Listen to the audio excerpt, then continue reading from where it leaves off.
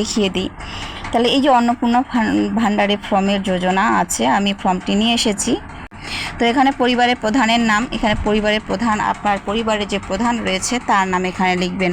লেখার পরে জন্ম তারিখ, তার পরিবারের প্রধানের এখানে জন্ম তারিখটি লিখবেন। পরিবারের প্রধানের লিঙ্গ পুরুষ মহিলা না অন্য কেউ, পুরুষ হলে পুরুষ লিখবেন, মহিলা হলে মহিলা লিখবেন। এখানে পরিবারের প্রধান বলেছে, এখানে তোমার মাও হতে পারে, তোমার বাবা হতে পারে এবং তোমার হাজব্যান্ডও হতে পারে, ঠিক আছে। তারপরে ডিজিটাল রেশন কার্ডের পারিবারিক আইডি, যদি ডিজিটাল রেশন কার্ড থাকে তবে দিবেন, না থাকলে নাই দিবেন, ঠিক আছে। এরপরে দেখেন পরিবারের সদস্য সংখ্যা, পরিবারের সদস্য সংখ্যা আপনারা কয়জন, 2 জন 3 জন 4 জন 5 জন হলে এখানে পরিবারের সদস্য সংখ্যাটি লিখিয়ে দিবেন। ঠিকানা, এখানে ঠিকানা বলতে গ্রাম, পোস্ট, ডিস্ট্রিক্ট, পুলিশ স্টেশন এটা লিখবেন, ঠিক আছে। তারপরে যোগাযোগ নম্বর, আধার কার্ডের সঙ্গে এখানে কী লেখা আছে, বিশেষত পরিবারের প্রধানের আধার নং সংযুক্ত মোবাইল নম্বর, আধার কার্ডের সঙ্গে যে সংযুক্ত মোবাইল নম্বরটি আছে এখানে মোবাইল নম্বরটি কিন্তু লিখতে হবে। তারপরে দেখেন এখানে পরিবারের প্রধান নাম, জন্ম তারিখ, লিঙ্গ, পরিবার প্রধানের সঙ্গে সম্পর্ক, আধার নং, এটা আধার নং পরিবারের প্রধানের সঙ্গে সম্পর্কযুক্ত পরিবারের প্রধান যে তার নাম এখানে লিখতে হবে। তার যার জন্য আপনি ফর্মটি ফিল আপ করছেন তার নাম হবে, জন্ম তারিখ এখানে হবে, মহিলা না অবশ্যই মহিলা হবে, পুরুষ তো হবে না, অন্নপূর্ণা ভাণ্ডার এখানে মহিলারাই পাবে। পরিবারের প্রধানের সঙ্গে সম্পর্ক, পরিবারের প্রধানের সঙ্গে সম্পর্ক তার কি স্ত্রী, পিতা না মাতা, এখানে কিন্তু দিয়ে দিবেন। তারপরে এভাবেই ফর্মটি ফিল আপ করবেন এদিকে। তারপরে দেখুন এই যে পরিবারের প্রধানের সঙ্গে সম্পর্ক, আধার নং, পরিবারের প্রধানের সঙ্গে সম্পর্ক যে আধার নাম্বারটি আছে এখানে আধার নাম্বারটি দিয়ে দিবেন এবং যিনি সদস্য ওই যে প্রথমটা যেভাবে দেখিয়ে দিলাম ওভাবে এখানে পূরণ করবে। দেওয়ার পরে 10 নম্বরে আসি। 10 নম্বরে এখানে কি লিখেছে, পরিবারের প্রধান এবং পরিবারের সকল প্রাপ্তবয়স্ক সদস্য ব্যাংক অ্যাকাউন্ট, এখানে ব্যাংক অ্যাকাউন্ট আপনার যে পরিবারের প্রধানের ব্যাংক অ্যাকাউন্ট আছে তার অ্যাকাউন্টটি এখানে দিতে হবে।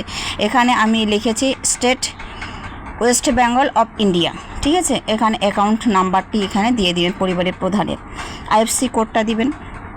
দেওয়ার পর যে মহিলা অন্নপূর্ণা ভাণ্ডারের জন্য ফর্ম ফিল আপ করছে তার এখানে ডিটেলসটা দিয়ে দিবেন, ব্যাংকের অ্যাকাউন্ট দিবেন, কোন ব্যাংকের অ্যাকাউন্ট দিচ্ছেন সেই ব্যাংকটির নাম লিখবেন, অ্যাকাউন্ট নাম্বার লিখবেন, আইএফসি কোড লিখবেন, এভাবেই লিখবেন।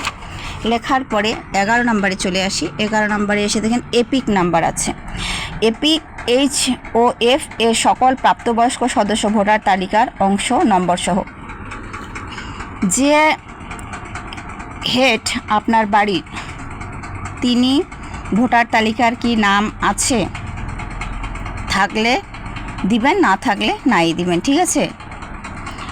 থাকলে ভোটার কার্ডের জেরক্স আপনি দিয়ে দিবেন আর আধার কার্ডের জেরক্সও আপনি দিয়ে দিবেন, ঠিক আছে।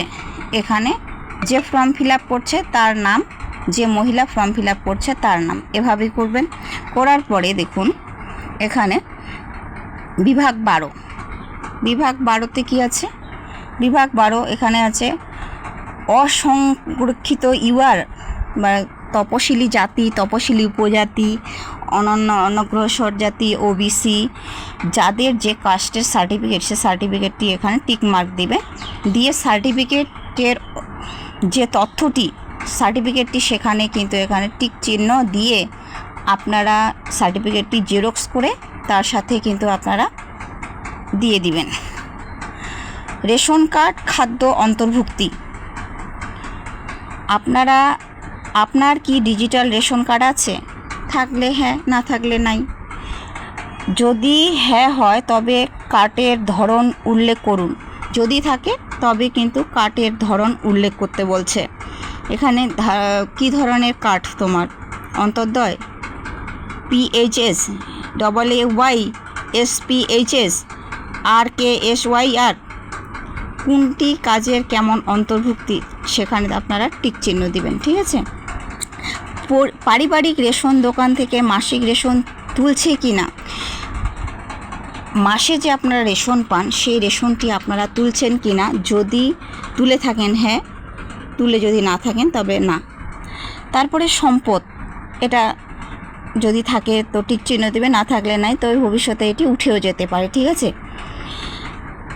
বাড়ির ধরন, আপনার বাড়ি 3টার বেশি পাকা ঘর আছে, যদি 3টার বেশি পাকা ঘর আছে তাহলে হ্যাঁ লিখবেন, আর যদি না থাকে তো নাই উপরে টিক চিহ্ন দিবেন। ঠিক আছে, এই যে নাই উপর টিক চিহ্ন দেবেন, যদি থাকে তো হ্যাঁ এর উপরে টিক চিহ্ন দেবেন। বাড়ির ধরন এটা বলছে। তারপরে এটা বলছে পারিবারিক জমির মালিকানা। পারিবারিক জমি তোমার মালিকানা যদি থাকে, জমি যদি থাকে তবে জমির এখানে দলিল জেরক্স করে দিতে হবে, যদি থাকে দিবেন, না থাকলে নাই দিবেন। ঠিক আছে, তারপরে চলে আসি পরের পেজে। পরিবারের সকল সদস্যের মোট জমির পরিমাপ। মোট জমির পরিমাণ কত এখানে শতক হিসাবে লিখবেন। ঠিক আছে, এই যে শতক উপরে দেওয়া আছে, শতক কত শতক আছে এখানে কিন্তু লিখতে থাকবেন। ঠিক আছে, তারপরে দেখুন যানবাহন, আপনি পরিবারের কোনো সদস্য কি অবাণিজ্যিক মোটর গাড়ি 4 চাকার গাড়ি আছে? এখানে কি আপনার 4 চাকাওয়ালা গাড়ি আছে? যদি আছে তাই হ্যাঁ, না থাকলে না। যদি থাকে গাড়ির সংখ্যা উল্লেখ করবেন, আর গাড়ি রেজিস্ট্রেশনের যে নাম্বারটি দেয় গাড়ি নেওয়ার সময় সেই রেজিস্ট্রেশন নাম্বারটি এখানে বসিয়ে দিবেন। ঠিক আছে, পারিবারিক ভিত্তিক সদস্যের স্বাস্থ্য বিমা। তো পারিবারিক ভিত্তিক স্বাস্থ্য বিমা যদি থাকে তো এখানে হ্যাঁ করবেন, না থাকলে নাই করবেন। স্বাস্থ্যসাথীর যে কার্ডগুলো আছে না সেটার কথা বলেছে, সরকারি না বেসরকারি। ঠিক আছে, যদি সরকারি হয় সরকারির উপরে টিক চিহ্ন দিয়ে দিবেন। ঠিক আছে, তারপরে এভাবেই এগুলো করবেন। এখন আসি নিচের অপশনে, কোনো সদস্য কি আয়কর পেশাগত কর প্রদান করেন? যদি করেন তো হ্যাঁ, না করলে না, এটা নাই করবেন। ঠিক আছে, তারপরে দেখুন পরিবারের সদস্যর প্যান কার্ড যদি থাকে, পরিবারের সদস্য যদি প্যান কার্ড থাকে তাহলে এখানে দিবেন, নাম দিবেন, প্যান কার্ডের নাম্বার দিবেন। পরেরগুলো এভাবে করবেন। করার পরে দেখুন কর্মসংস্থানের ধরন। তোমার বাড়ির পরিবারে কর্মসংস্থানের ধরন কীভাবে যুক্ত? সরকারি ক্ষেত্রে, বেসরকারি ক্ষেত্রে কাজ করে, না পরিযায়ী শ্রমিক, বেকার, না অন্যান্য, যেটাই হবে তার উপরে আপনারা টিক চিহ্ন দিবেন। ঠিক আছে, এভাবেই এগুলো করবেন। করে নেওয়ার পরে দেখুন পরের অপশনে যাই, পরিবারের শিক্ষিত প্রাপ্তবয়স্ক সদস্যদের সংখ্যা এবং পরিবারের অশিক্ষিত প্রাপ্তবয়স্ক সদস্যের সংখ্যা। শিক্ষিত সদস্য সংখ্যা কয়জন, অশিক্ষিত সদস্য সংখ্যা কয়জন? তো পরিবারের প্রধান এখানে জিনিস তার নাম লিখবেন, শিক্ষিত প্রাপ্তবয়স্ক সদস্য, অশিক্ষিত 0, শিক্ষিত থাকলে জয়জন শিক্ষিত আছে তয়জনার এখানে উল্লেখ করবেন। শিক্ষিত অশিক্ষিত সর্বোচ্চ শিক্ষাগত যোগ্যতা, তো গ্রাজুয়েট হয়ে গ্রাজুয়েট, উচ্চ মাধ্যমিক হলে উচ্চ মাধ্যমিক দিয়ে দিবেন। হ্যাঁ, তারপরে শিক্ষিত অশিক্ষিত এখানে সংখ্যা, উচ্চ মাধ্যমিক হলে উচ্চ মাধ্যমিক, এভাবেই করবেন।